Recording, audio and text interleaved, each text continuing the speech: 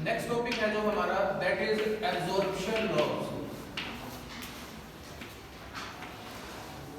देखो last time मैंने ये डिस्कस किया था कि जब आप किसी भी सब्सटेंस को मोनोक्रोमेटिक लाइट देते हैं, when a substance is irradiated using monochromatic light, तो क्या होता है, मॉलिक्यूल एक्साइट हो जाता है, उसके जो इलेक्ट्रॉन्स हैं वो एक्साइट होते हैं। एक्साइटेशन ऑफ इलेक्ट्रॉन का कंसेप्ट क्या है, एनर्जी प्रोवाइड करोगे तो इलेक्ट्रॉन एक्साइट होंगे। तो एनर्जी एब्जॉर्ब करने के लिए आपके पास कुछ पर्टिकुलर लॉज हैं। जैसे फर्स्ट है आपके पास beer law.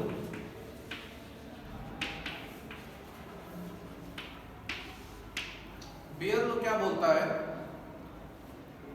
The fraction of monochromatic light absorbed, the fraction of monochromatic light absorbed by a substance is directly proportional to the concentration of the sample। Substance की कंसंट्रेशन क्या है, जो light absorb होगी, fraction of light absorb, और यहाँ जो light absorb हो रही है वो कौन सी है, monochromatic. It is directly proportional to the concentration of the sample। जो आपने सैंपल प्रिपेयर किया उसकी कंसंट्रेशन कितनी है। तो इसका एक सिंपल मीनिंग अगर आप समझना चाहें तो वो क्या होगा, देखो सैंपल है जो, उसकी कंसंट्रेशन का क्या मतलब है, जितनी सैंपल के अंदर हम बोलते हैं डाइल्यूट सैंपल है, मोर कंसंट्रेटेड है, उतने उसके अंदर नंबर ऑफ एब्जॉर्बिंग मॉलिक्यूल्स भी तो ज्यादा होंगे। थोड़ा सा सोचो इस बात को, आपके पास मान लो डाइल्यूट है कोई भी सैंपल, तो उसके अंदर क्या है कि सोल्यूट की अमाउंट या सब्सटेंस की अमाउंट कम होगी। अगर आपके पास कंसंट्रेटेड सैंपल है तो उसके अंदर सोल्यूट की या सब्सटेंस की जो अमाउंट है वो भी तो ज्यादा होगी। तो जितना कंसंट्रेटेड होगा उतना उसके अंदर नंबर ऑफ एब्जॉर्बिंग मॉलिक्यूल्स भी तो ज्यादा होंगे। तो जितने ज्यादा मॉलिक्यूल एब्जॉर्ब करने वाले हैं वो उतनी ज्यादा लाइट को एब्जॉर्ब करेंगे। यही है, डायरेक्टली प्रोपोर्शनल हो गया ना। मोनोक्रोमेटिक लाइट क्या होती है, आप लोगों ने फिजिक्स के अंदर भी पढ़ा है। मोनोक्रोमेटिक लाइट जो सिंगल वेवलेंथ की होती है, एक वेवलेंथ की जो होती है वो मोनोक्रोमेटिक होती है। सेकंड लॉ है हमारे पास, वो है लैम्बर्ट लॉ। ये फर्स्ट लॉ है। Second we have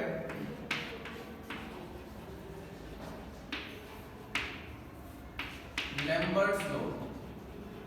Lambert's law क्या बोलता है, fraction of monochromatic light absorb, ये किसके डायरेक्टली प्रोपोर्शनल है, कंसंट्रेशन ऑफ सैंपल के नहीं है, अब ये है sample path length. Sample path length, sample path length का क्या मतलब हुआ, देखो हम किसी भी सब्सटेंस का यूवी विजिबल स्पेक्ट्रम रिकॉर्ड करेंगे तो उसके लिए हमें सैंपल प्रिपेयर करना पड़ेगा पहले उस सब्सटेंस का। किसी पर्टिकुलर सॉल्वेंट के अंदर सॉल्वेंट जो सैंपल है वो प्रिपेयर करना पड़ेगा। उस सैंपल को आप एक पर्टिकुलर ट्यूब में, सैंपल ट्यूब जिसको बोलते हैं, उसके अंदर डालेंगे। बोलो क्लियर है चीज। अब मैं आपको इसको एक एग्जांपल से समझाता हूँ। देखिए सैंपल ट्यूब लेंथ आपके पास अलग अलग थिकनेस की है, जैसे सपोज करो ऐसे, इन दो से समझो, यहां से लाइट आ रही है, इसके अंदर क्या है, सैंपल है, लाइट यहां से बाहर निकल रही है। इसका क्या मतलब हुआ, जब ये लाइट इस ट्यूब के अंदर रहेगी तो मॉलिक्यूल के साथ इंटरेक्शंस होगी ना लाइट की। इसी तरीके से अगर ये ट्यूब में ये सपोज करता हूं तो इसी तरीके ये आ रही है यहां से लाइट, इसके अंदर अगेन सैंपल है और लाइट फिर यहां से बाहर निकल गई। किस केस में लाइट के साथ मॉलिक्यूल्स की इंटरेक्शन ज्यादा होंगी, नेचुरल इधर ही होगी, क्योंकि यहाँ लाइट ज्यादा टाइम तक इसके अंदर रहेगी। सैंपल पाथ लेंथ का और मतलब क्या है, ये नहीं कि सैंपल कितना लंबा है, सैंपल को आप खींच के रबड़ की तरह लंबा थोड़ी कर सकते हो। इसका मीनिंग क्या है, इसका मीनिंग ये है कि जो सैंपल ट्यूब है उसका साइज कितना है। उसका साइज जितना ज़्यादा होगा उतनी ही क्या होगी, लाइट की इंटरेक्शन किसके साथ ज़्यादा होगी, मॉलिक्यूल्स के साथ, तो उतना ही वो लाइट को ज़्यादा एब्जॉर्ब करेगा। ठीक। थर्ड है बीयर लैम्बर्ट लॉ, इन दोनों का कॉम्बिनेशन, जो थर्ड लॉ है एब्जॉर्प्शन का, दैट इज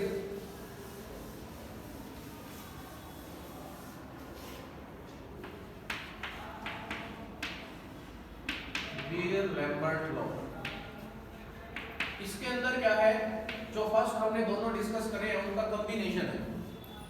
क्या है कि कितनी फ्रैक्शन ऑफ मोनोक्रोमेटिक लाइट कोई भी मॉलिक्यूल एब्जॉर्ब कर रहा है, it is directly proportional to, या it depends upon both the two factors. Number 1 क्या था, कंसंट्रेशन, नंबर 2 क्या था, सैंपल पाथ लेंथ। तो बीयर लैम्बर्ट लॉ की मैथमेटिकल फॉर्म जो हम लिखते हैं वो लिखते हैं log I not upon I, ये डायरेक्टली प्रोपोर्शनल होगी C के और L। अब इनका मीनिंग समझेंगे, I क्या है, I नॉट क्या है, आप नोट कर सकते हैं। I is the intensity, sorry पहले I नॉट लिख लो, I not is the intensity of, I naught is the intensity of incident radiations incident radiations, जो लाइट आप स्ट्राइक कर रहे हो उसकी intensity. What is I? I is the intensity of the transmitted radiations, जो light बाहर जा रही है उसकी intensity, intensity of transmitted radiations. ठीक है, बोलो क्लियर है जी? अच्छा, यहां से प्रोपोर्शनैलिटी साइन अगर आप रिमूव करोगे तो log I not upon I is equal to, एक कांस्टेंट लगाना पड़ेगा, एप्सिलॉन CL।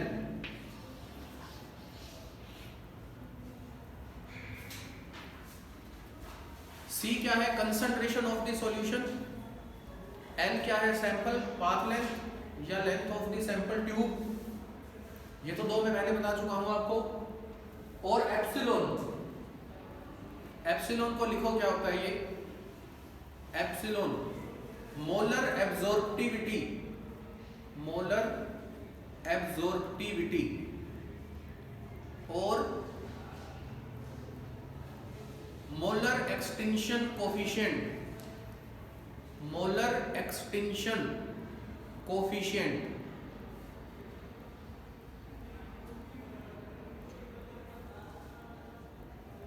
आई बात समझ में? यहां पे एक चीज और देखिए, जो बीयर लैम्बर्ट लॉ के अंदर log I not upon I है, log I not upon I, इसको बोलते हैं एब्जॉर्बेंस, इसका एक और नाम भी है एब्जॉर्बेंस, इसको A से रिप्रेजेंट करते हैं।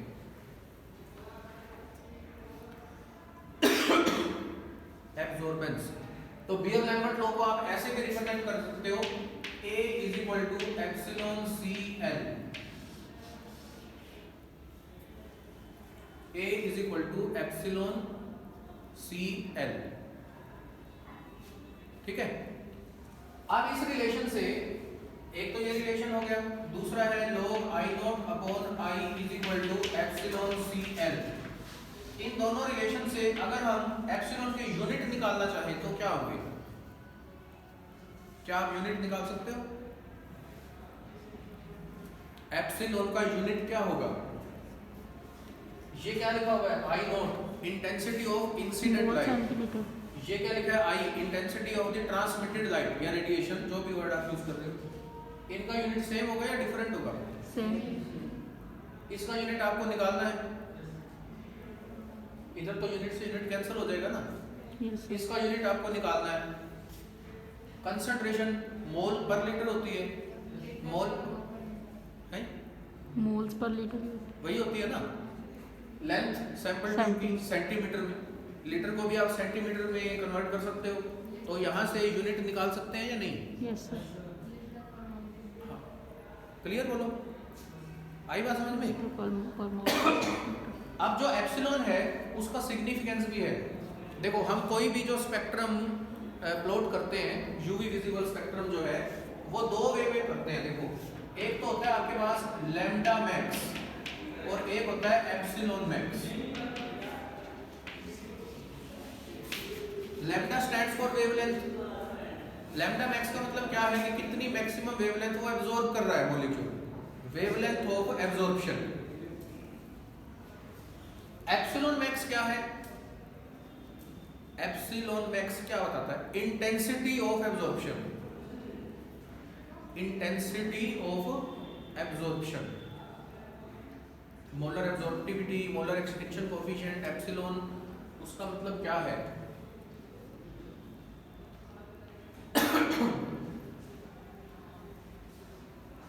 अच्छा ऐसा भी होता है कि if the value of epsilon max या molar absorptivity is high, if the value of molar absorptivity और एप्सिलॉन इज हाई, हाई का मतलब मोर देन 10⁻³ तो हम बोलते हैं transition is most probable, favourable transition होती है, वो अलाउड ट्रांजिशन होती है एक तरह से। समझ की बात को? और अगर एप्सिलॉन मैक्स की वैल्यू कम होती है तो हम बोलते हैं कि ये ट्रांजिशन लेस प्रोबेबल है। क्लियर बात? समझ में आया इतना? If the value of epsilon max is high greater than 10⁻³ मतलब 1000 से ज्यादा अगर है तो हम बोलते हैं transition is most probable, more probable, कुछ भी बोल सकते हो भाई, वो ट्रांजिशन होने के चांसेस बहुत ज्यादा रहते हैं। अगर ये वैल्यू कम है तो मतलब वो ट्रांजिशन लेस प्रोबेबल है, लेस फेवरेबल है। Clear?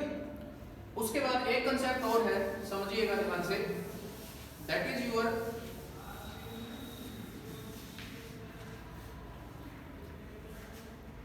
different types of transitions, different types of electronic transitions।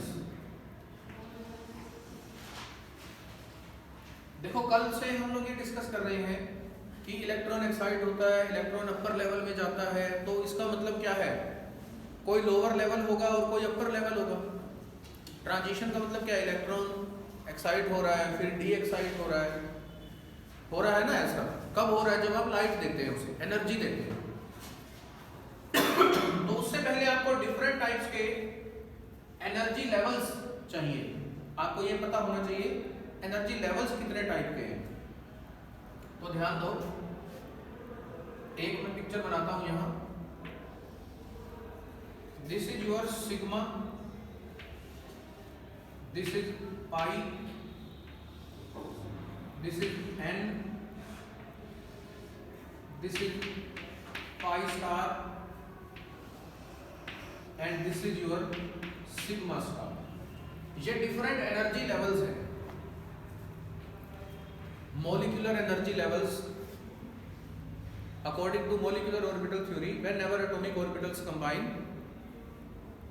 they will form new molecular orbitals, bonding as well as anti bonding. Bonding वालों को हम कैसे रिप्रेजेंट करते हैं? Sigma, pi, delta etcetera. और anti bonding वालों को कैसे रिप्रेजेंट करते हैं? Sigma star, pi star. यहाँ जो बीच में n है वो है non bonding, non bonding atomic orbital. Sigma, pi, sigma star, pi star है मॉलिक्यूलर ऑर्बिटल्स, और जो n है वो क्या है? Non bonding atomic orbital. तो फर्स्ट टाइप की ट्रांजिशन समझिए, इलेक्ट्रॉन इनिशियली सिग्मा में है और जंप करके जा रहा है सिग्मा स्टार में। तो पहली ट्रांजिशन होती है sigma two sigma star transition. दूसरी ट्रांजिशन समझिए, इलेक्ट्रॉन यहां है पाई में, जंप करके जा रहा है पाई स्टार में। तो सेकंड ट्रांजिशन होती है पाई टू पाई स्टार।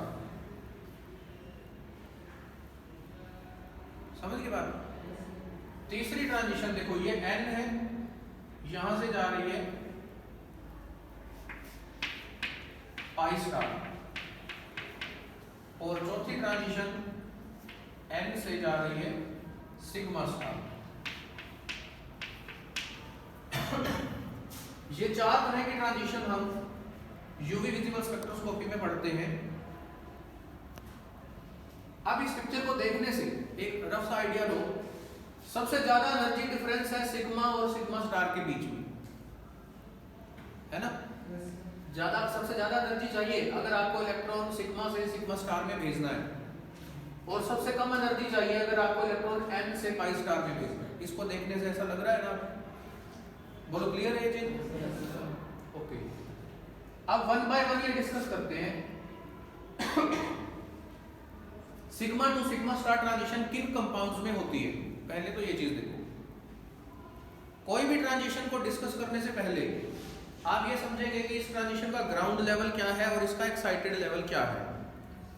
सिग्मा लिखा हुआ है, इसका मतलब इलेक्ट्रॉन इनिशियली कहाँ है? सिग्मा लेवल पे। आगे लिखा है सिग्मा स्टार, तो इलेक्ट्रॉन जाएगा कहाँ? सिग्मा स्टार, मतलब वो बॉन्डिंग सिग्मा लेवल में है और electron anti bonding sigma level में ही जाएगा एक्साइट होने के बाद। सिग्मा टू सिग्मा स्टार जो ट्रांजिशन है उसका नेम है जो, वो ये इंडिकेट कर रहा है। बोलो, इतनी बात clear? Electron is initially in sigma bonding level and after excitation it will go to sigma star, मतलब sigma anti bonding energy level. ठीक, इलेक्ट्रॉन सिग्मा वाला ही होगा। सिग्मा बॉन्ड कौन से कंपाउंड्स में होते हैं? बोलो, सिग्मा बॉन्ड और पाई बॉन्ड दो तरह के बॉन्ड पढ़े हैं ना आपने। सिग्मा बॉन्ड कहाँ होते हैं? सैचुरेटेड कंपाउंड्स में। तो जितने सैचुरेटेड हाइड्रोकार्बन्स आपके दिमाग में आ रहे हैं, एल्केन, साइक्लोएल्केन, उनमें कौन सी ट्रांजिशन होगी? यही तो होगी। इलेक्ट्रॉन सिग्मा वाला है और जा भी सिग्मा में ही रहा है, पाई का एन का तो कहीं जिक्र कर ही नहीं रहे ना, तो सैचुरेटेड कंपाउंड्स ही तो होंगे वो। समझ में आई बात? तो जितने भी एल्केन्स हैं, साइक्लोएल्केन्स हैं, दे all undergo sigma two sigma star transition, single bond वाला। एग्री? आप दूसरी बात समझो, जैसे मैंने आपको कहा कि सिग्मा से सिग्मा स्टार जो ट्रांजिशन है, इसके अंदर आपका एनर्जी डिफरेंस है जो वो सबसे ज्यादा है। और कल हमने ये पढ़ा था कि delta E is equal to H C by lambda होता है। अगर डेल्टा E की वैल्यू ज्यादा होगी तो लैम्डा की वैल्यू क्या होगी? कम होगी कि नहीं होगी? यूवी रेंज 180 नैनोमीटर से 360 नैनोमीटर तक यूवी रेंज है। तो sigma two sigma star transitions जो होती हैं वो यूवी रेंज से भी नीचे आ जाती है। उनकी वेवलेंथ जो है वो इतनी शॉर्ट होती है। लैम्डा मैक्स की जो वैल्यू होती है ना सिग्मा टू सिग्मा स्टार की, वो बहुत कम होती है। उसका रीजन है ये, डेल्टा ई की वैल्यू हाई होगी, लैम्डा इधर ले जाओ, डेल्टा इधर ले जाओ, एच और सी तो कांस्टेंट है, तो लैम्डा की वैल्यू कम आएगी ना, क्योंकि डेल्टा ई की वैल्यू अगर ज्यादा है तो वेवलेंथ की वैल्यू कम आएगी। वो वैल्यू जो है वो यूवी रेंज से भी नीचे आ जाती है। तो मतलब sigma two sigma star transition UV range के अंदर ऑब्जर्व नहीं होती। इनकी वेवलेंथ की जो वैल्यू है वो कहाँ आ जाती है? Below the ultraviolet range. Is it clear? अब आओ पाई टू पाई स्टार। अब इसका नेम क्या इंडिकेट कर रहा है कि electron initially pi bonding orbital में है और एक्साइट होने के बाद वो पाई एंटी बॉन्डिंग मॉलिक्यूलर ऑर्बिटल में ही जाएगा। एक चीज तो ये क्लियर।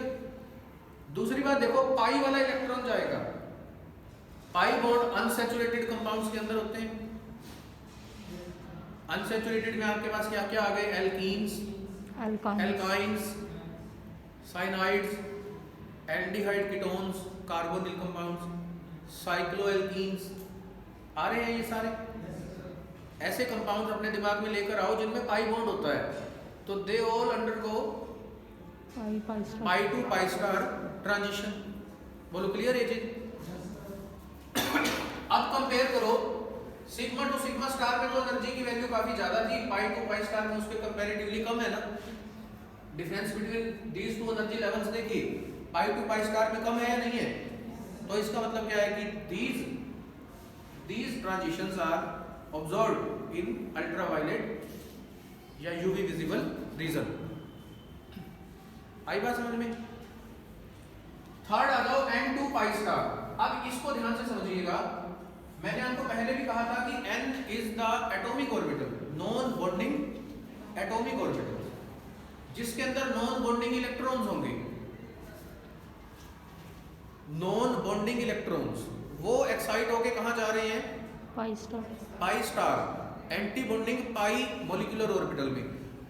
थोड़ा सा दिमाग से समझो, एक ऐसा मॉलिक्यूल सपोज करो जिसके अंदर नॉन बॉन्डिंग इलेक्ट्रॉन है। नॉन बॉन्डिंग इलेक्ट्रॉन कौन से होते हैं? लोन पेयर, जो बॉन्डिंग में पार्टिसिपेट नहीं होते।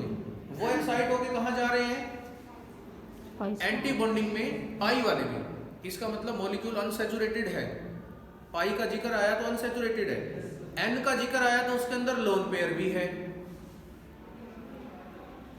कुछ समझ में आया? लोन पेयर एक्साइट होके कहां जा रहा है? एंटी बॉन्डिंग पाई मॉलिक्यूलर ऑर्बिटल। तो अब मैं यहां पर सिंपल सा एग्जांपल लिखता हूं। सपोज यू हैव एल्डिहाइड और कीटोन, कार्बोनिल कंपाउंड्स हैं जैसे। इसके अंदर देखो, ये एक बॉन्ड सिग्मा है, ये एक बॉन्ड पाई है। तो इनके अंदर अगर ये पाई बॉन्ड वाला इलेक्ट्रॉन एक्साइट होगा तो पाई टू पाई स्टार ट्रांजिशन होगी। बोलो यस सर। अगर ये लोन पेयर में से इलेक्ट्रॉन एक्साइट हुआ तो कौन सी होगी? N2 पाई। N2 pi star. तो कार्बोनिल कंपाउंड्स में दोनों तरह की इलेक्ट्रॉनिक ट्रांजिशन होती है। कौन कौन सी होती हैं? Pi to pi star as well as N2 pi star. अब इन दोनों ट्रांजिशन में से देखो, सब पाई टू पाई स्टार को मोर एनर्जी चाहिए या N2 पाई स्टार को? तो इस पिक्चर को देखने से आपको लगेगा कि N2 पाई स्टार को कम एनर्जी चाहिए, पाई टू पाई स्टार को ज्यादा एनर्जी चाहिए। उसका रीजन देखो, लोन पेयर तो बिल्कुल फ्री है, पाई बॉन्ड का जो इलेक्ट्रॉन है वो बाउंडेड है। वो इलेक्ट्रॉन फ्री कब होगा? जब बॉन्ड टूटेगा। उसको ज्यादा एनर्जी चाहिए और N2 पाई स्टार को एक्साइट कराने के लिए कम एनर्जी चाहिए।